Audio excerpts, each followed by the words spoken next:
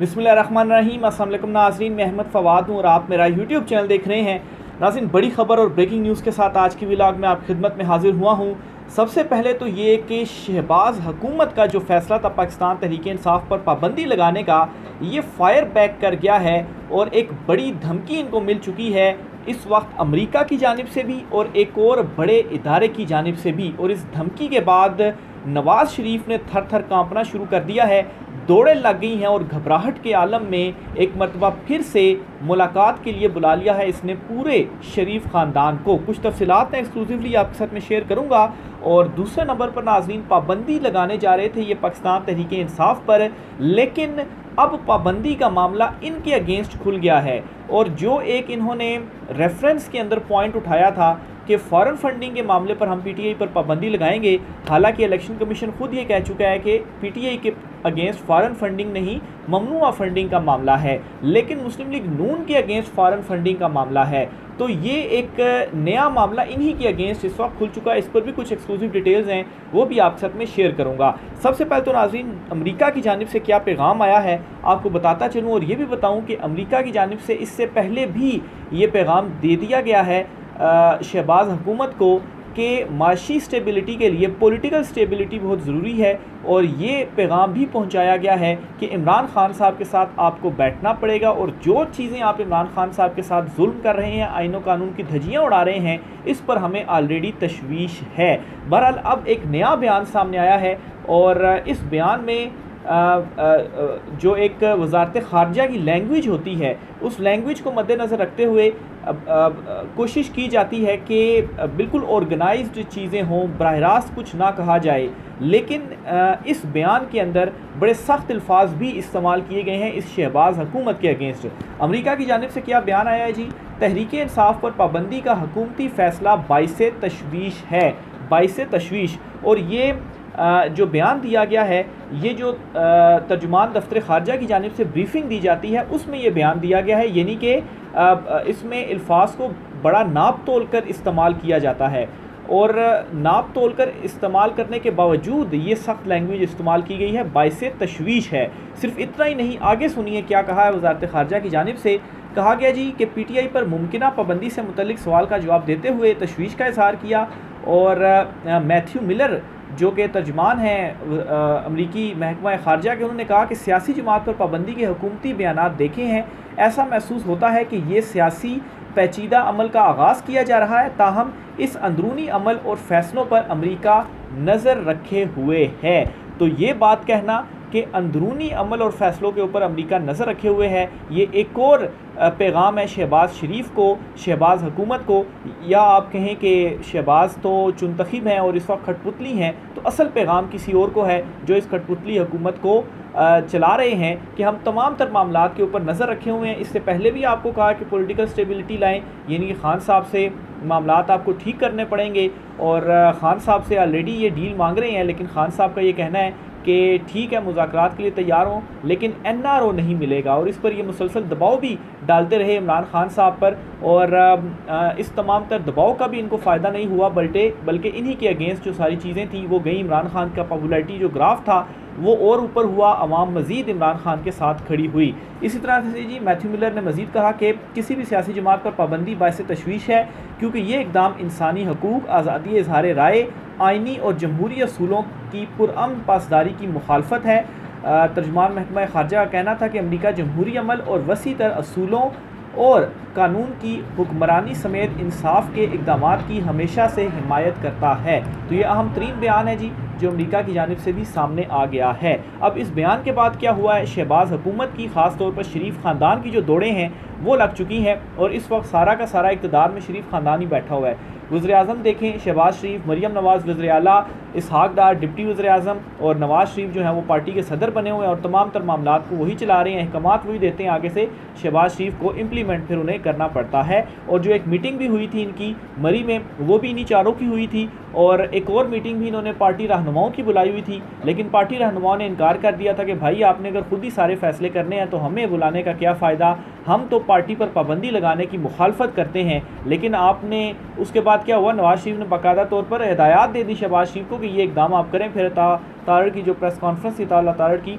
वो भी आपके सामने है, जिसमें उन्होंने अनाउंस कर दिया जी कि हम आर्टिकल 6 और पार्टी पर पाबंदी लगाएंगे। नवाज़ और शहबाज की 3 रोज़ में दूसरी जो मुलाकात है वो हुई है और सियासी सूरत हाल के ऊपर जो गुफ्तगू है वो की गई है। ज़राए के मुताबिक जी मरी में ये दूसरी मुलाकात भी हुई और इसमें मरीम नवाज़ भी शरीक थी, इसहाक डार हो गए, नवाज़ शरीफ हो गए और उसके बाद शहबाज शरीफ हो गए। इसमें जी ये फ़ैसला किया गया। अच्छा, इस मुलाकात में भी लीगी रहनुमा जो है इनके सीनियर, उनको नहीं बुलाया गया, बल्कि ये फ़ैसला किया गया जी कि जो हम डिसाइड करेंगे वही अपनी पार्टी को बता देंगे, रहनुमाओं को बता देंगे और उसी के ऊपर जो इम्प्लीमेंट है वो होगा। और ये भी कहा जा रहा है जी कि मौजूदा सियासी सूरत हाल में जारहाना पॉलिसी इख्तियार जो है वो की जाएगी। अब जारहाना इनकी क्या पॉलिसी है ये, बल्कि वो कहते हैं ना कि जब बंदा कंफ्यूज हो, घबराया हुआ हो, तो उस वक्त उसको और कुछ समझ नहीं लग रही होती, वो आलमोस्ट अपने सेंसेस खो चुका होता है और इस तरह के इकदाम करता है कि उसका नुकसान उसको खुद ही होता है।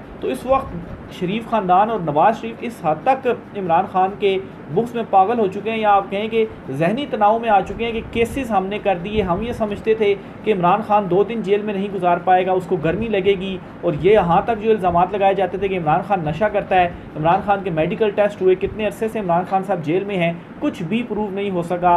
उल्टा इमरान खान ने जो है वो इनको इस नहज पर ये ले आया है कि ये अब इस किस्म के जो इकदाम हैं वो कर रहे हैं, और इस स्टेज पर ये इस वजह से ही पहुँचे हैं कि ये एक फ़ाइनल इनकी जानिब से वार होगा जो कि ये इस वक्त इमरान खान साहब के ऊपर कर रहे हैं, क्योंकि इससे पहले ताकत का इस्तेमाल करके देख लिया, दबाव डाल के देख लिया, कोई भी हरबा इनका जो था वो कामयाब नहीं हो पाया। तो बहरहाल जी ये मुलाकात हुई है और इस मुलाकात में अगेन ये जो सारी डिस्कशन है वो की गई है, और ये भी ज़राए के मुताबिक तफसीलात सामने आ रही हैं जी कि कौमी असम्बली का जो इजलास है वो भी बुलाया जाएगा। और कौमी असम्बली इजलास बुलाने का क्या मकसद जी कि जजिस को कौमी असम्बली इजलास के फ्लोर से भी दबाव जो है वो उनके ऊपर डालने की कोशिश की जाए, क्योंकि रेफरेंस तो सुप्रीम कोर्ट में दायर करना है। लेकिन इनकी भूल है कि अब ये अदलिया के अगेंस्ट को इस तरह का काम कर पाएंगे, क्योंकि जिस तरह से अदलिया ने मुदाखलत के अगेंस्ट स्टैंड लिया है और अपने फ़ैसले दिए हैं और एग्जेक्टिव के सामने स्टैंड लिया है, तो ये बहुत वाज़ेह है कि अदलिया पीछे नहीं हटेगी, कानून और आइन के मुताबिक जो फ़ैसले हैं वो करेगी। दूसरी तरफ नाज़रीन, पाकिस्तान तहरीक इंसाफ के जो सेक्रेटरी जनरल हैं और अपोजिशन लीडर हैं बैरिस्टर उमर अयूब, उन्होंने प्रेस कॉन्फ्रेंस की और इस प्रेस कॉन्फ्रेंस में बैरिस्टर गोहर, रऊफ़ हसन वगैरह भी मौजूद थे। इन्होंने बड़ा एक पॉइंट हाईलाइट कर दिया है और वो ये है कि असल में पाबंदी नून लीग पर लगनी चाहिए, और इन्होंने पीटीआई के अगेंस्ट पाबंदी का मामला खोला है। तो इलेक्शन कमीशन ऑफ पाकिस्तान में एक वाहिद केस है फ़ॉरेन फंडिंग का, और वो मुस्लिम लीग नून के अगेंस्ट है। यानी कि किसी सियासी जमात पर अगर पाबंदी लगाई जा सकती है फ़ॉरेन फंडिंग के मामले को लेकर, तो इस वक्त जो केस है वो सिर्फ नून लीग के अगेंस्ट है फ़ॉरेन फंडिंग का। पीटीआई के अगेंस्ट तो फ़ॉरेन फंडिंग का केस ही नहीं है, वो ममनुआ फंडिंग का केस है। फ़ॉरेन और ममनुआ में बहुत ज़्यादा फ़र्क है। फिर इसी तरीके से 9 मई के मामलात ये साइफ़र को लेकर बुनियाद बनाकर ये पाबंदी लगाना चाहते, तो साइफ़र में ऑलरेडी इमरान खान साहब बरी हो चुके हैं। और फिर जहाँ तक 9 मई की मुकदमों की बात है, तो बहुत सारे मुकदमों में इमरान खान साहब को बरी किया जा चुका है, और जिन मुकदमों में 9 मई की गिरफ़्तारी डाली गई है वो मुकदमों में सिर्फ अभी गिरफ़्तारी हुई है, अभी तफ्तीश और केसेस जो हैं वो चले ही नहीं हैं। तो अभी तक इमरान खान साहब के हवाले से उसमें भी कुछ प्रूव नहीं हुआ, तो इनका जो रेफरेंस है वो बहुत ही भोंडे किस्म का है। बहरहाल जी नून लीग को शायद पता नहीं कि इलेक्शन कमीशन में फ़ॉरेन फंडिंग का वाहिद केस नून लीग का पड़ा है। MQM पीपल्स पार्टी वाज़े बताएं कि वो फ़ैसले में नून लीग के साथी हैं या नहीं हैं। PDM हुकूमत अपनी नाकामियाँ छुपाने के लिए ऐसा कर रही है। गैर आइनी कामों पर आर्टिकल 6 इन पर लगना चाहिए। अच्छा, पीपल्स पार्टी क्लियर है इस हवाले से, जो सवाल उठाया उमर अयूब ने, उन्होंने ये क्लियर कर दिया। 3-4 मुख्तलिफ रहनुमाओं ने भी इस हवाले से गुफ्तगू की और कहा है जी कि इस मामले पर हमें एतमाद में नहीं लिया गया और हम इस मामले में नून लीग के साथ नहीं है, किसी पार्टी पर पाबंदी नहीं लगनी चाहिए। लेकिन खैर, जिस तरह से पीपल्स पार्टी की मुनाफकत गुज़श्ता कुछ अरसे में सामने आई है, तो इसमें कोई शक की बात नहीं है कि किसी जगह से फ़ोन कॉल आएगी या शायद चाबी घुमाई जाएगी और उस चाबी के साथ पीपल्स पार्टी भी घूमेगी और हिमायत कर देगी नून लीग की। लेकिन अभी तक ये यही कह रहे हैं जी कि हम इस मामले की हिमायत नहीं करते, और मौलाना फजल रहमान तो खुलकर सामने आ गए हैं, बयानात भी उनकी जानिब से सामने आ रहे हैं कि किसी भी पार्टी के ऊपर जो पाबंदी है वो नहीं लगनी चाहिए। तो ये जी उमर अयूब साहब हैं, इनकी जानिब से अहम तरीन जो प्रेस कॉन्फ्रेंस थी वो की गई और उसमें ये इम्पोर्टेंट पॉइंट था जो कि हाईलाइट किया गया है। इसी तरह से जी अमेरिका के बाद एक अहम तरीन इदारे HRCP यानी कि ह्यूमन राइट जो सेल है पाकिस्तान, इसने भी तशवीश का इजहार कर दिया है और पाकिस्तान तहरीक इंसाफ पर पाबंदी को गैर आइनी करार दे दिया है, जो शहबाज हुकूमत की जानिब से इकदाम उठाया जा रहा है। ये जी ह्यूमन राइट कमीशन पाकिस्तान ने पाकिस्तान तहरीक इंसाफ पर पाबंदी के फ़ैसले पर हैरानगी का इजहार करते हुए कहा है, ये इकदाम न सिर्फ आइन के आर्टिकल 17 के तहत पार्टी मेम्बरान के एसोसिएशन के हक़ की सरी खिलाफ वर्जी है, बल्कि ये जमहूरी असूलों के लिए भी बहुत बड़ा धचका है, ख़ास तौर पर जब सुप्रीम कोर्ट ने मुतफ़िका तौर पर यह फ़ैसला दिया है कि PTI एक सियासी जमात है। अच्छा, सुप्रीम कोर्ट ये कह चुकी है कि एक सियासी जमात है और पार्लियामेंट में वापस लाने का भी सुप्रीम कोर्ट ने कहा, और उसके बाद ये फ़ैसला करना एक किस्म का अदलिया को भी आंखें दिखाने के मुतरादिफ है कि अच्छा आप हमारी मर्ज़ी के ख़िलाफ़ फ़ैसले देते हैं, चलें फिर हम देखते हैं कि आप अपने फ़ैसलों पर कैसे इम्प्लीमेंट करवाते हैं और हम फिर ये काम करेंगे। हम जो है वो ऐसे फ़ैसले एक्सेप्ट नहीं करेंगे जो हमारी मर्ज़ी के ख़िलाफ़ हों। तो इस इक़दाम से ये भी मैसेज दिया गया है नवाज़ शरीफ की जानिब से अदलिया को, और इसीलिए जो लीगी रहनुमा है कुछ सीनियर वो समझाने की कोशिश कर रहे हैं कि इस इक़दाम से पीछे हट जाएं, अदलिया से महारत आराई पर से आप पीछे हट जाएं, ये आपके लिए मज़ीद नुकसानदा होगा। लेकिन मेरे ख़्याल से इस वक्त शायद नवाज़ शरीफ के जहन में ये भी प्लान है कि टाइम बहुत ज़्यादा थोड़ा है और जिस तरीके से चीज़ें जा रही हैं और इमरान खान के केसेस आइन और कानून के मुताबिक ख़त्म हो रहे हैं और ये जो हुकूमत है वो अनपॉपुलर हो रही है, इवन कि जो इस्टेब्लिशमेंट है वो भी आप देखें इमरान खान और जो इस्टेब्लिशमेंट है तो इमरान खान का कोई तोड़ नहीं निकल रहा। तो नवाज़ शरीफ ने फिर ये भी उनके माइंड में हो सकता है कि चलें इस तरह की चीज़ें करने के बाद हम खुद को सियासी शहीद करार दे सकते हैं, और सियासी शहीद करार देने के बाद जब हम आवाम में जाएंगे तो हम उनसे कहेंगे कि हमें हुकूमत नहीं करने दी गई, एस्टेब्लिशमेंट का नाम लेंगे और शायद आवाम बेवकूफ़ बन जाएगी और फिर से हमें वोट दे देगी। तो खैर अगर इस तरह की भी कोई चीज़ है तो ये भी गलत फहमी है नवाज़ शरीफ की, क्योंकि आवाम बेवकूफ़ नहीं है और ना ही वो इस मरतबा इनके हाथों बेवकूफ़ बनने वाले हैं। जमात इस्लामी का भी अहम बयान आया है इसी मामले पर। तहरीक इंसाफ पर पाबंदी हुकूमती फ़ैसला जो है वो फ़ाशिज़म की मिसाल है। जमात इस्लामी के जो अमीर हैं हाफिज़ मेमूर रहमान साहब, उनकी जानिब से ये बयान दिया गया है। उन्होंने कहा जी कि हुकूमत की जानिब से PTI पर पाबंदी के फ़ैसले पर उन्होंने कहा कि फार्म 47 पर बनने वाली हुकूमत का PTI पर पाबंदी लगाने का फ़ैसला फ़ाशिज़म फस्तायत की मिसाल है। अच्छा, आप देखें कितनी अजीब बात है कि एक 17 नशिस्तें अगर आप ओरिजिनली फार्म 45 को देखें जो PTI के पास हैं, तो ओरिजिनली 17 सीटें लेने वाली हुकूमत जो जमात है ना सिर्फ हुकूमत में है बल्कि वो सबसे बड़ी जमात 2/3 अक्सरियत से ज़्यादा सीटें लेने वाली जो जमात है PTI, उसके ऊपर पाबंदी लगा रही है।